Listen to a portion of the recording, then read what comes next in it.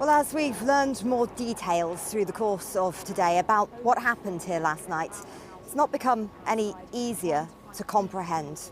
9-year-old Olivia was at home with her mum Cheryl and 2 older siblings when 2 men tried to force their way into the house. Police described today how Olivia's mother tried to keep those men out. She tried to close the door on them, but a gun was reached around the door and fired. And then there's what happened next, with a car pulling up with friends of one of those men who'd been shot and them taking him to hospital. Police say it will have been clear there was a child in that house who needed urgent treatment, but they didn't help her.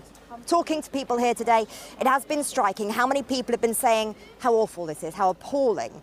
Very few, though, willing to speak on camera. I asked some of them why, and they said, frankly, it's because of fear. On the street where a 9-year-old girl called Olivia lived, last night, Olivia was shot dead. Her murder is a crime police say has crossed a line. She was killed in her home as her mother tried to protect her. This is a shocking and appalling attack, which will reverberate around our communities. We will not rest until those who are responsible are put behind bars. I can guarantee that no stone will be left unturned. Along with the condemnation today, the inevitable shock, not least from those who knew and loved Olivia. Olivia was a little ray of sunshine. She was bubbly, she had a little heart of gold, nothing was too much trouble for her. She loved to help the teachers, she was the life and soul of the class. No one expects to wake up to police tape and forensics where they live. No one expects a 9-year-old to be shot dead anywhere. Like devastating news, isn't it? I'm completely shocked. It's just horrendous around here, it is. Police have given us details of what happened in the minutes before Olivia was shot. We're told at around 10 o'clock last night, 2 men were walking up in that direction and they were being followed by someone wearing a balaclava and armed with a gun. We're told it became a chase with shots being fired. Olivia's mum, we're told, opened her front door to see what was going on. At that point, one of the men being chased ran towards the house and forced their way in.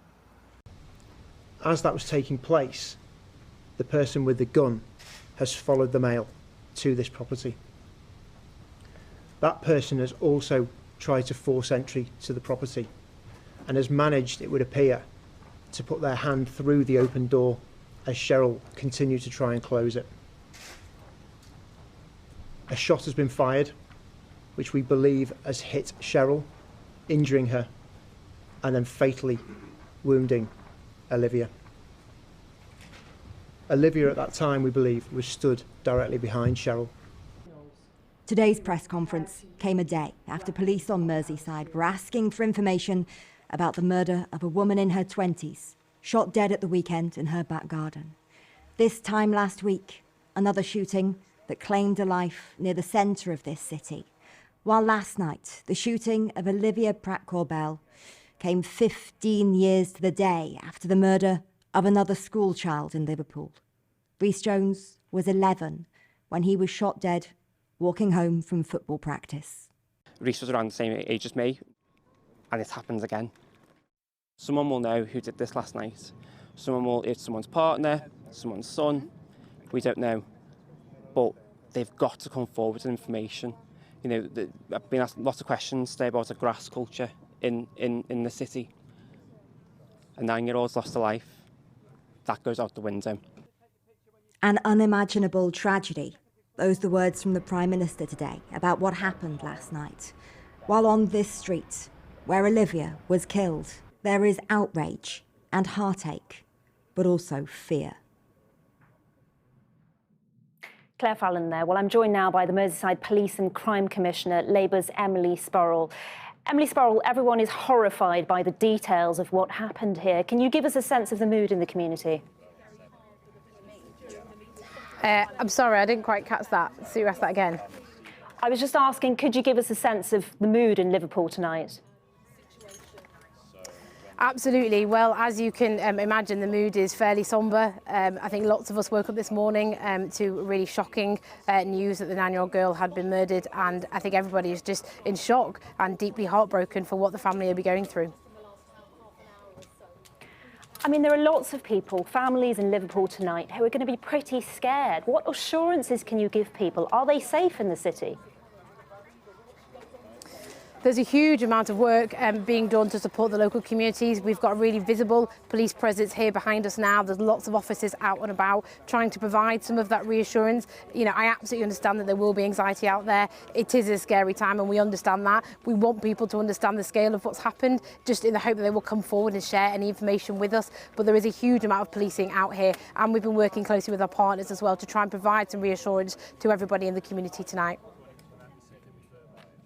But this isn't the only tragic incident that's taken place in the city. I mean, 3 killings and gun attacks in a fortnight, a number of attacks involving knives. What's going on in Liverpool right now? I think when you look at it in the context, if you look over the last 15, 20 years, we've seen some huge progress in the numbers of particularly firearms discharges. They were at our lowest in 21 years before this week. So we were making some really good progress. Unfortunately, we've seen these incidents happen this last week. The police don't believe that they are related, but they are absolutely investigating every possibility. We are working incredibly hard with all of our partners to try and make sure that we stop something like this from happening again. And I think there'll be lots of learning as we go through the investigation to try and find out how this has all happened. I mean, police are asking people to come forward. There's been a lot of talk about an anti-grass culture in parts of the city. Some people are afraid to go to the police. Are you confident that actually, if anyone does have information, they will be able to go to the police? I actually don't find that term very helpful. I think absolutely we've got a really strong community here. We've seen that in the response that we've had from people just while I've been out and about talking to residents today. I've been to some of the local community hubs, Drive, who has been absolutely crucial in gathering information. They don't have to go to the police. They can go through Crime Stoppers where it's completely anonymous. They can go through our local councillors or our partners or our community organisations. We don't mind who they go and speak to, but we really, really would urge anybody in the community who might know anything to please come forward, just so we could try and find out who has done this and put them behind bars. But there are legitimate reasons why people might not feel confident going to the police with information. I mean, what would you say to those people tonight?